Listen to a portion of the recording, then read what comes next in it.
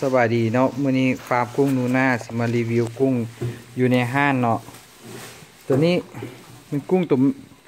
ผู้ไส้4 นิ้วไส้4 นิ้ว4 นิ้วประมาณนี้ไส้4 นิ้วประมาณนี้แหละ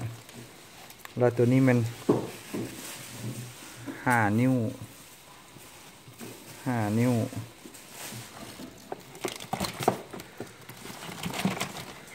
ตัวนี้มัน6 นิ้วตัวนี้นะ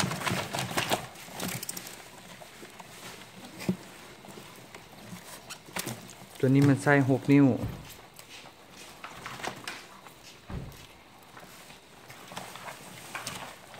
อันนี้เขาจะเอื้อนว่ากุ้งกล้ามแดงเนาะกุ้งกล้ามแดงหรือ lobster น้ำจืดบางตัวเป็นตัวสีฟ้าขึ้นกับอาหารขึ้นมันเป็นพันธุ์ก็จะเอื้อนว่า blue lobster พันธุ์นี้สีเลี่ยงงามแล้วก็ราคาค่อนข้างจะสูงเป็นกุ้งน้ำจืดเนาะสามารถเลี้ยงได้อยู่น้ำห้อยห้องหนองคลองบึงเลี้ยงใส่อ่างใส่สระใส่ตู้แก้วใส่อ่างป่าใส่ซามใส่เอียงก็ได้เมื่อใครสนใจเนาะก็เข้ามาถามได้เนาะที่ฟาร์มนูน่าพวกเขาก็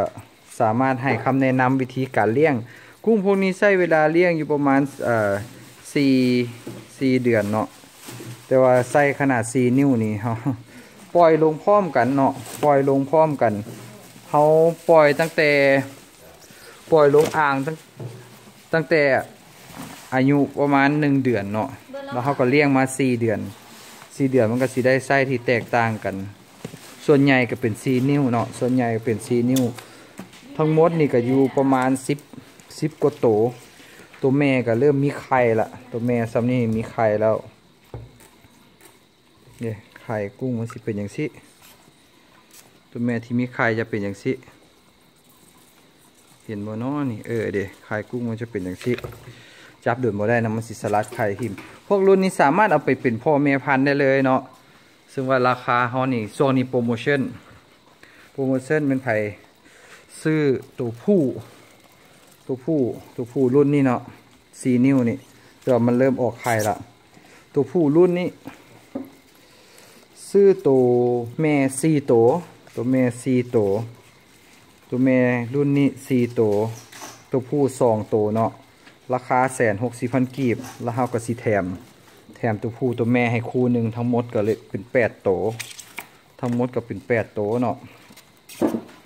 ย้ำเนาะสำหรับนี่เนาะไส้4 นิ้วหรือว่า12 เซนสามารถออกไข่ได้แล้วเนาะตัวนี้สามารถออกไข่ได้แล้วก็ใครสนใจก็เอาไปเป็นพ่อแม่พันธุ์ต่อเนาะกุ้งใหญ่งามแข็งแห้งเนาะตัวแม่4 ตัวผู้2 ตัวราคาสุดหนึ่งรวมทั้งหมด6 ตัวเนาะ160,000 กีบแล้วเขาก็แถม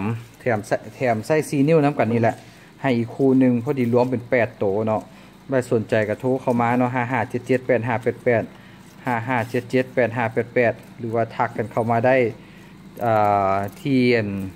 เพจของพวกเขาเนาะกุ้งกล้ามแดงนูน่าฟาร์มเนาะกุ้งกล้ามแดงนูน่าฟาร์มพิมพ์เป็นภาษาลาวเลยเนาะอยู่ Facebook เขาขึ้นเนาะกุ้งกล้ามแดงนูน่าฟาร์มหรือมาหาฟาร์มเขาก็เลยก็ได้อยู่บ้านใหม่ทางมาเขาจะเอิ้นเกาเลี้ยวหนองดาเนาะเข้ามาถามกันได้เลย